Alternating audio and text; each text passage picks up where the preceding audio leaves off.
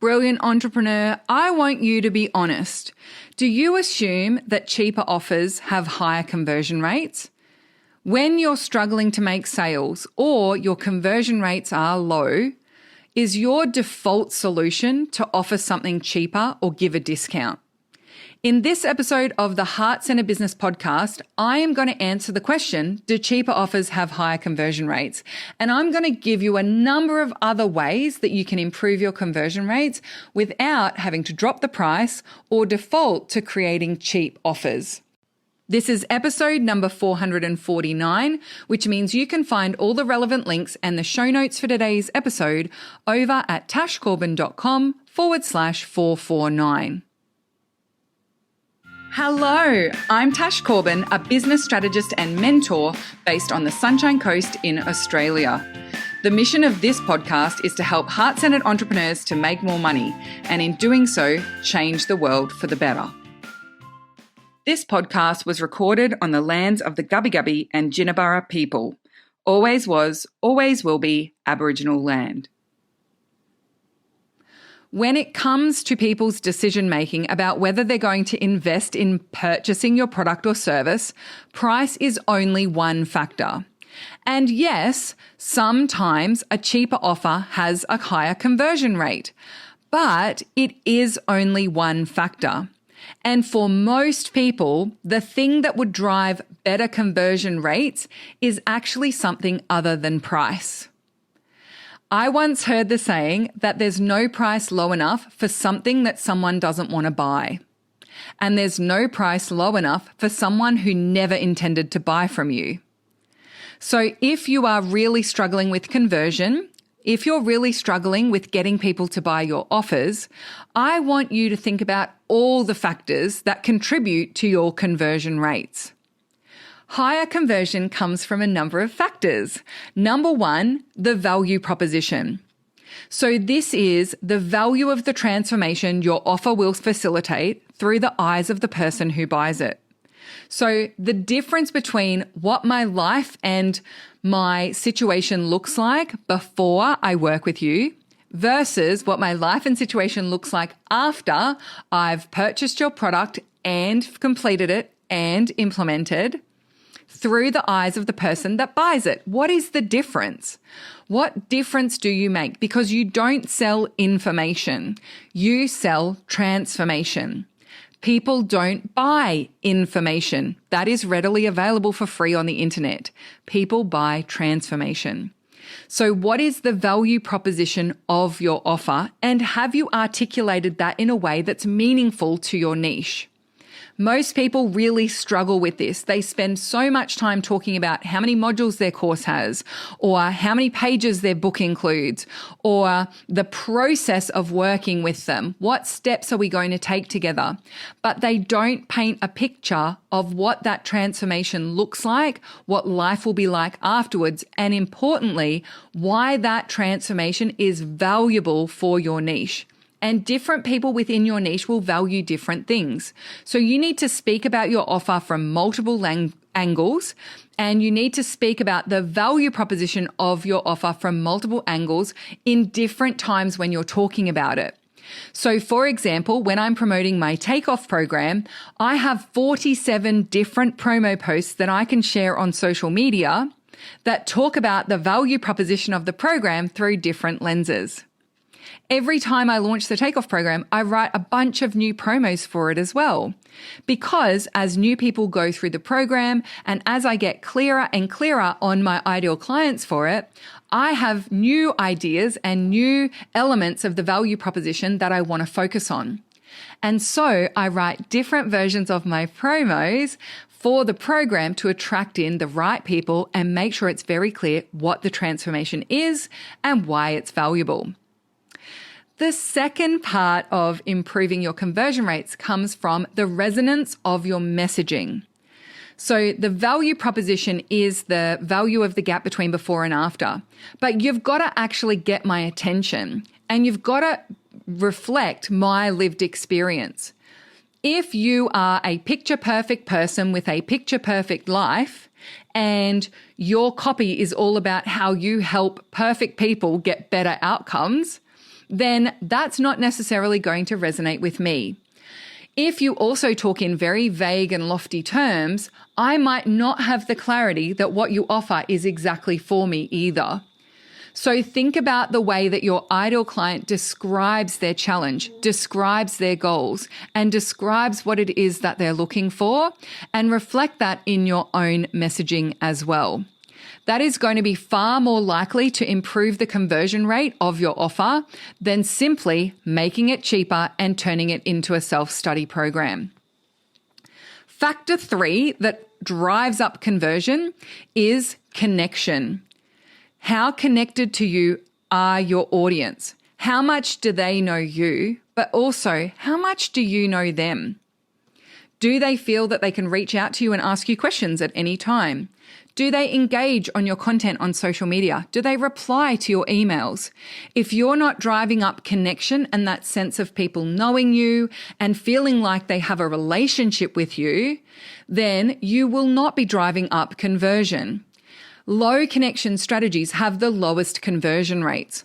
High connection strategies have the highest conversion rates. And yet, think about the dive to the self-study low ticket course that most people go through. That's low connection in delivery, but also because your price per sale that you're making is so low, you also then have to sell it in a very low connection way as well. You're not going to be doing dozens and dozens of sales calls to make a sale of a $29 product. I recommend that you do the first time you launch it because it's going to give you a lot of insight into the messaging and the resistance that people have and exactly what the value proposition is. But if that's going to be the strategy ongoing, then you are going to need to do a lot of sales conversations to be able to make even $1,000 in a month. So generate that connection with your audience, not only in your marketing, but also in your delivery, because high connection does drive up conversion. The fourth factor that contributes to conversion is time in your audience. I know the longer someone has been in my audience and particularly has been on my mailing list, the more likely they are to buy something from me. And if I'm so itchy and so hungry and so pushing to try and convert as many of them into paying clients as possible without giving them time to get to know the lay of the land and get to know me and get to learn some things from me, then often I end up driving them away. In the first 90 days of joining my mailing list, I'm very, very conscious of ensuring that people get their welcome email, that people are receiving regular newsletters from me, directing them to these podcast episodes, that people find out about some of the free resources that I have to offer. Because the more of my content they consume and the longer they've been in my audience, the more likely they are to buy. So one of the things that I teach in launch strategy and that I use myself that I don't see in a lot of other places is that when I launch my takeoff program, for example, 90% of my launch is focused on my existing audience. Because the people who join my list right in the middle of a takeoff launch are the least likely to buy in that takeoff launch. Instead, they're going to be my most likely to buy in the next launch or the launch after. So instead, I focus on growing my audience at all times so that I am maximizing the amount of time people have in my audience before they're invited into a launch, before I'm presenting a paid offer. And my sweet spot is between 90 and 180 days. It's generally at around that time period that people are most likely to buy. But I've got to nurture them and look after them for that to be true. So you might just have an issue that you haven't grown your audience consistently enough in the lead up to your promotion of your product or service. And so the more you can be consistently growing that audience, the more you are building up a bank of hot clients who are going to be ready to buy in the not too distant future. Factor number 5 is belief. This one has a number of different layers to it. Do your audience or does this particular potential client believe in you? Do they believe the results that you keep talking about? Do they believe that you have the skills, experience, and understanding of their situation to be able to serve them? Do they believe you actually care about them and their results? So it's belief in you, belief in themselves. One of the main reasons why people in my audience say they don't buy some of my self-study options is that they don't believe they will actually complete the course. They don't have faith in themselves to actually go through and do the modules and implement it. Instead, they'd prefer to work with me in one of my higher touch programs, in one of my mentorship programs, because they know if they've got me on tap, they are far more likely to complete the process, but they are far more likely to get results as well because they want to borrow from my experience and expertise for the parts of themselves where they don't necessarily think that they have the skills just yet. So one of the big reasons why people join my accelerator, for example, is they love getting me helping them with copywriting, edits, and reviews of their sales pages, promos, and emails. They don't necessarily think that if they did a self-study course on writing email sequences, that they would get as good results as if they would just have me give them a once-over and make any adjustments and changes for them. And that's one of the big benefits of being in the accelerator with me. So do they actually believe in themselves? Do they believe they have the time, the energy, the focus, the discipline, the connection with you, the access to you that they need in order to actually get the result? Do they have the skills to get the result? Do they have the resources to get the result? Do they have the personality to get the result? By driving up their belief in not only you, but also in themselves, you will drive up conversion. The more you help people to build that sense of self-belief, the more that they will be ready to buy from you. So I'm not saying you have to do done-for-you services or give people feedback on their copy, but I am saying if you're going to offer self-study programs or you're offering something where that person needs to be very self-driven and self-motivated to finish the product and get the results, you need to reassure them that you've made it as straightforward and easy as possible, and you need to reassure them that they can get the result by being very explicit and specific about exactly how it helps them and exactly who it's for. And that brings me to belief in the process. So belief has these 3 layers. They need to believe in you as their mentor and as the expert. They need to believe in themselves in actually completing the thing that they're about to buy. But they also need to believe in the process.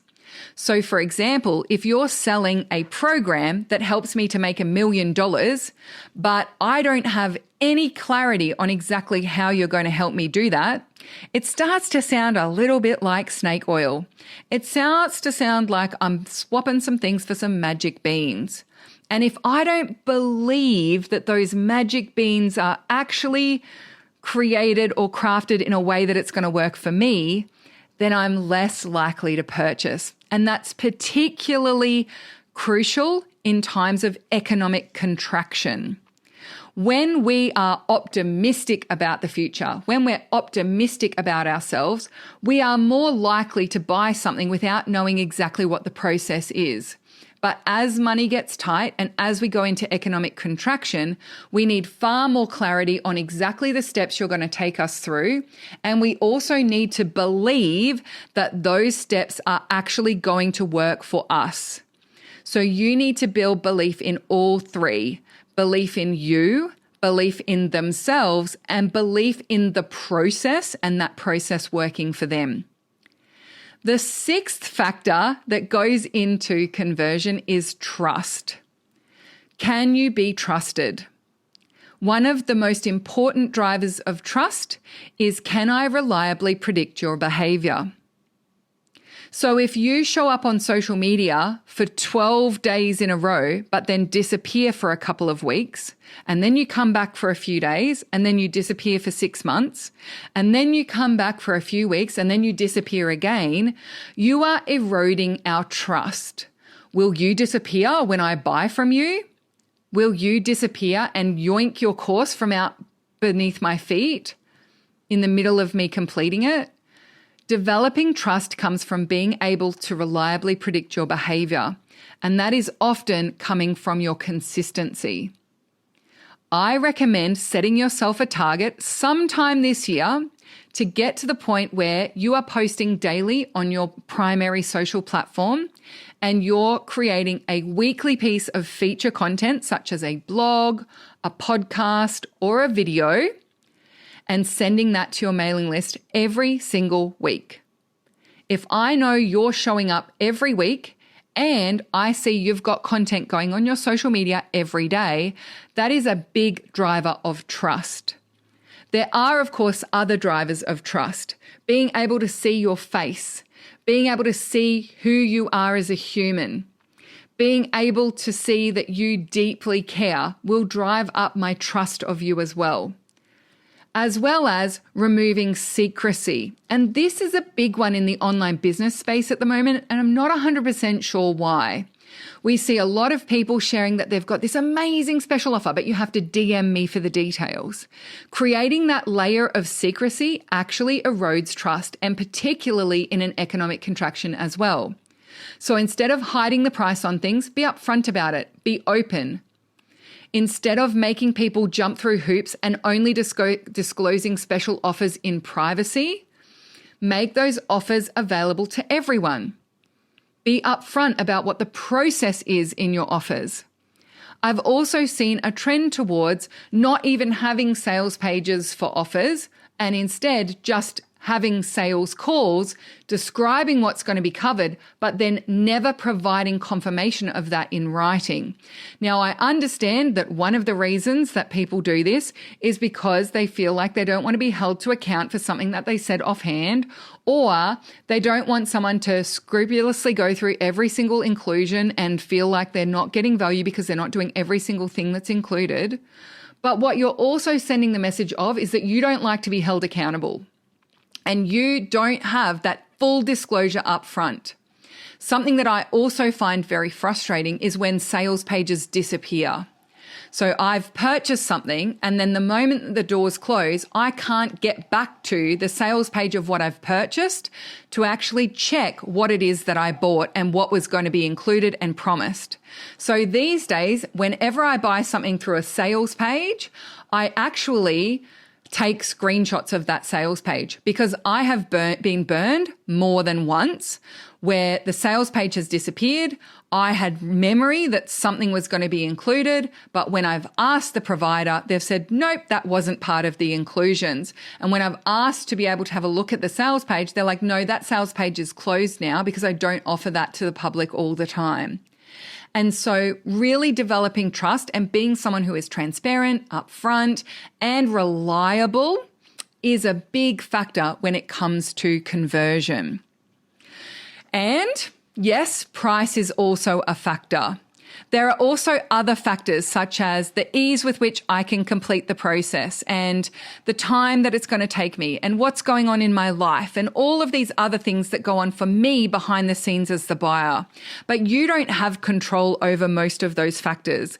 The ones that you do have control over are your value proposition, the resonance of your messaging, the level of connection that you develop with your audience, the time that people have in your audience before they pitched your offer, their belief in you, themselves, and the process, and trust, as well as, yes, price. But the factors other than price have a far bigger impact than price in most markets. If these 6 things are off, resorting to a decrease in price will not always help. As I said, there's no price low enough for an offer no one wants, and there's no price low enough for someone who was never intending to buy in the first place. So work on these factors instead, rather than consistently jumping to a lower price. Thank you so much for joining me for this episode of the Heart Centered Business Podcast. Now, a couple of those factors that I mentioned that drive up conversion relate to your core message, value proposition, resonance of your message, and other factors. I have a free template on how to develop your core message. It walks you through the step-by-step process to map your core message out. And that can be one of the most mission critical things to sort out if you're struggling with conversion.